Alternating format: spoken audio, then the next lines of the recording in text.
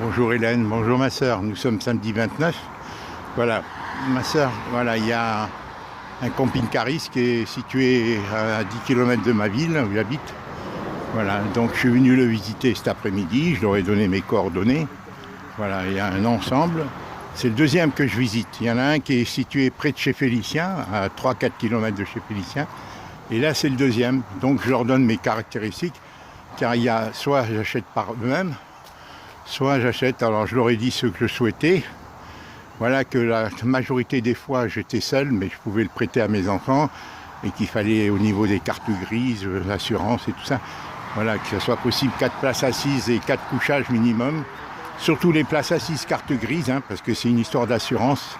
Si tu as un accident et tout, les assurances, voilà. Et le poids utile, si tu veux, c'est très limité, parce que 4 personnes, c'est vite, ça fait tout de suite 300 kg, hein, 250-300 kg. Et en général, ces genres de camping-car, le poids utile ne va jusqu'à 500.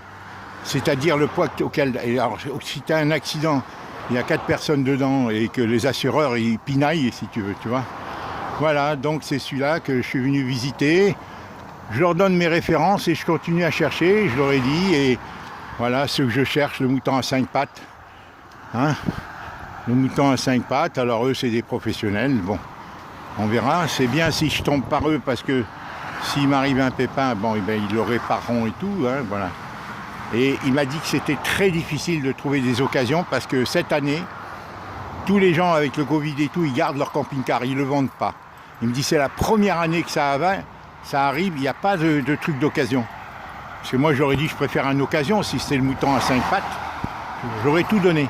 Et il m'a dit monsieur, et c'est le deuxième qui me dit ça, les deux, celui de près de chez Félicien et celui-ci. Il me dit cette année monsieur, habituellement on a 16-20 camping-cars en début de saison comme ça d'occasion, et là on n'a rien. Voilà, donc on verra. Voilà, je t'embrasse Hélène. Ce matin on a parlé longuement, j'étais très content, vraiment. Tu es d'une intelligence, d'une clairvoyance. Tu sens beaucoup de choses, tant au niveau de la sociétale qu'au niveau général, hein, tu vois, au niveau de ma famille, comme tu me conseilles, avec tout ton amour, si tu veux, toute ton expérience, et ça me... Bon, je savais que tu avais toutes ces capacités, mais là, ça fait tellement de temps que je ne t'ai pas vu, que vraiment, là, je le vérifie, quoi. Je savais, Hélène, hein, depuis toujours, hein, que je travaillais avec toi à la Sécu et tout ça. Hein, c'est dingue, hein, la clairvoyance, la dynamique, le raisonnement, la logique que tu as. Je te fais aucune flagonnerie, Hélène, hein, je te dis la vérité. Hein, c'est pour ça que même mes enfants l'ont compris, hein, à travers les lettres que je leur ai mis, les lettres que tu as écrites, la lettre que tu as faite à Madame Guy, la présidente du conseil régional, là, du conseil syndical. Hein, tout ça, on voit ta résolution en plus.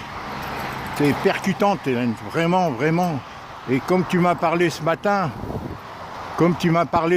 malgré tes souffrances et tout, à travers toute ton énergie, tout ce que tu dégages alors que tu es épuisé et tout ça, ben on sent pas que tu es malade. C'est ça qui est extraordinaire. C'est que tu surmontes, tu dépasses, tu sublimes tes souffrances, quoi, tu les dépasses. Et Clarisse l'a deviné. C'est ce que Clarisse m'a dit. Elle m'a dit, ta sœur, malgré toutes ses souffrances, pour qu'elle ait encore ce geste de générosité et tout, c'est exceptionnel. Voilà Hélène, ce que je voulais te dire. Hein. Voilà, et je repars maintenant. J'ai tous les catalogues que j'ai achetés depuis un mois.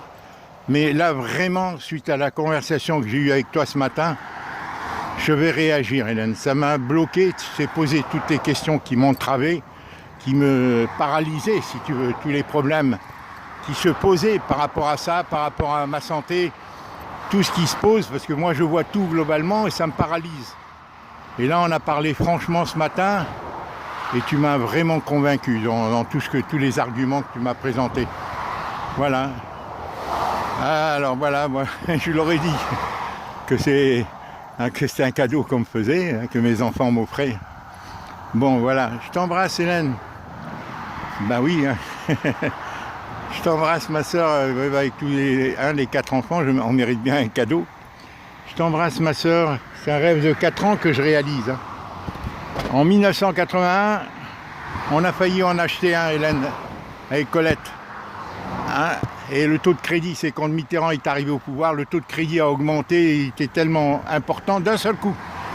Hein, et on a renoncé. On était en passe de l'acheter, de signer. Hein.